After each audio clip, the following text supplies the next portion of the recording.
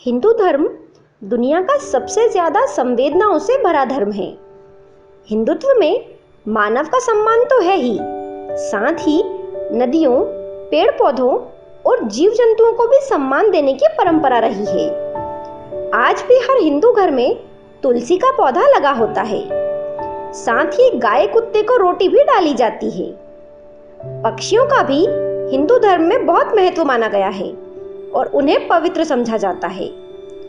आज के वीडियो में हम जानेंगे हिंदू धर्म के 10 सबसे दिव्य और पवित्र पक्षियों के बारे में, जिनका हिंदू धर्म में बड़ा विशिष्ट महत्व है। पहला पक्षी है हंस।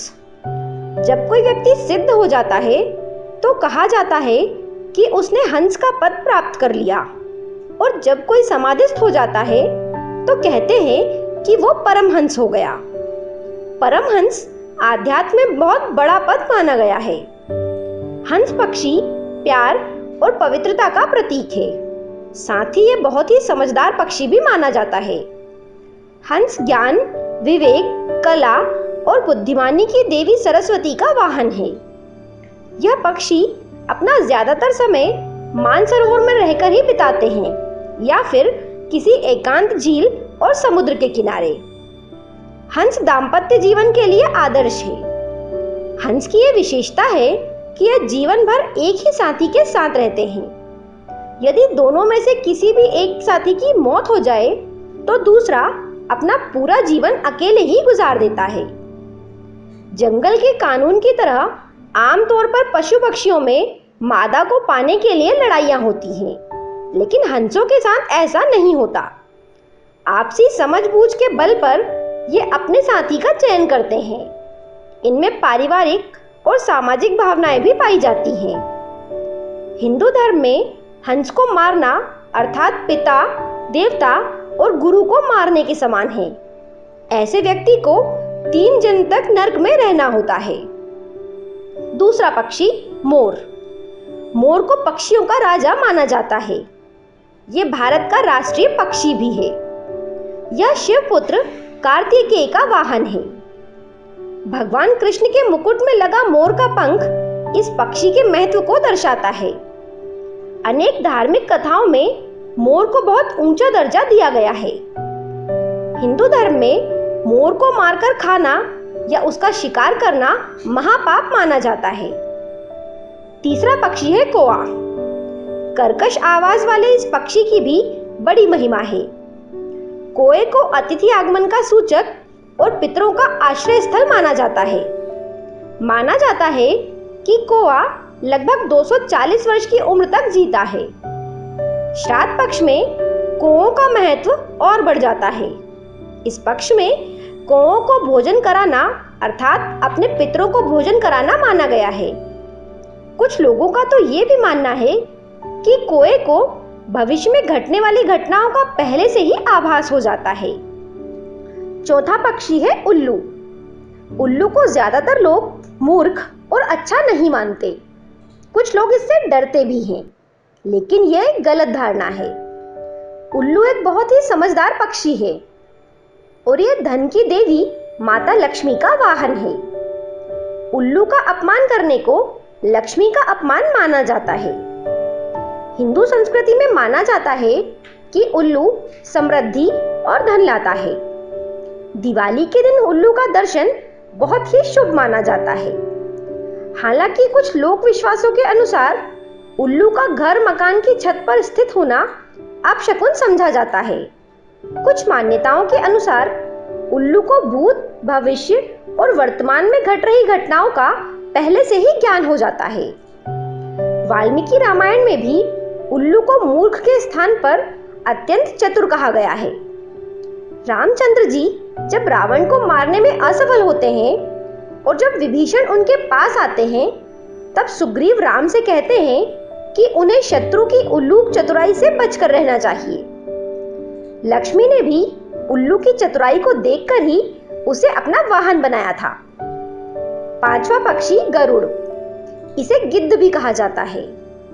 पक्षियों में गरुड़ को सबसे श्रेष्ठ माना गया है। यह समझदार और बुद्धिमान होने के साथ साथ तेज गति से उड़ने की क्षमता रखता है। गरुड़ के नाम पर एक पुराण भी है, गरुड़ पुराण। यह भारत का धार्मिक और अमेरिका का राष्ट्रीय पक्षी है। गरुड़ के बारे में पुराणों में अनेक कथाएं मिलती हैं। पौराणिक कथाओं के अनुसार गरुड़ को भगवान विष्णु की सवारी और भगवान राम को मेघनाद के नागपाश से मुक्ति दिलाने वाला कहा जाता है। इसके साथ ही ये भी कहा जाता है कि यह 100 वर्ष तक जीने की क्षमता रखता है। छठवां पक्षी है नीलकंठ। नीलकंठ एक ऐसा पक्षी है जिसे देखने मात्र से ही भाग्य का दरवाजा खुल जाता है। यह पवित्र पक्षी माना जाता है। दशहरे के दिन इस पक्षी का दर्शन होना बहुत शुभ माना जाता है। सातवां पक्षी है तोता। तोते का हरा रंग बुध ग्रह के साथ जोड़कर देखा जाता है, इसलिए घर में तोता पालने से बुध ग्रह की कुदृष्टि का प्रभाव दूर होता है। घर में तोते का चित्र लगाने से बच्चों का पढ़ाई में मन लगता है। तोते को लेकर एक कहानी भी बड़ी प्रसिद्ध है, जिसमें बताया है कि तोते के श्राप की वजह से ही सीता माता को अपने पति का वियोग सहना पड़ा था। ये पूरी कहानी आप मेरे चैनल पर जाकर देख सकते हैं। आठवां पक्षी है कबूतर। इसे कपोत भी कहते हैं।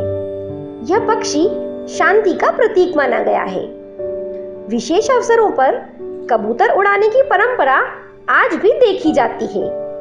भगवान शिव ने जब अमरनाथ में पार्वती को अजर अमर होने के वचन सुनाए थे, तो कबूतरों के एक जोड़े ने यह अमर कथा सुन ली थी। तभी से वे भी अजर अमर हो गए। आज भी अमरनाथ की गुफा के पास ये कबूतर का जोड़ा दिखाई दे जाता है। कहते हैं कि सावन की पूर्णिमा को ये कबूतर गुफा में दिखाई देते हैं। इन वजहों से कबूतर को भी महत्व दिया जाता है। नौवां पक्षी है बगुला। आपने कहावत सुनी होगी, बगुला भगत अर्थात ढोंगी साधु। धार्मिक ग्रंथों में बगुले से जुड़ी अनेक कथाओं का उल्लेख मिलता है। पंचतंत्र में एक कहानी भी है बगुला भगत।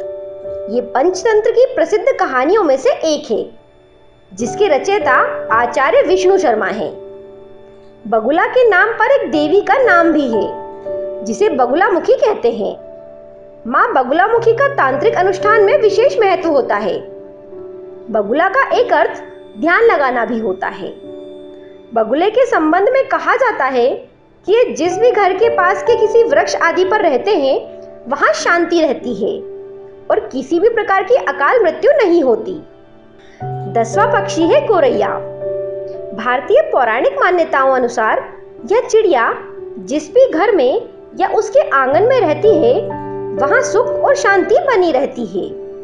खुशियां उनके द्वार पर हमेशा खड़ी रहती हैं और वह घर दिनों दिन तरक्की करता रहता है।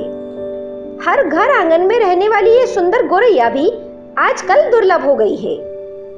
ये वीडियो आपको अच्छा लगे तो इसे अपने दोस्तों के साथ भी साझा करें।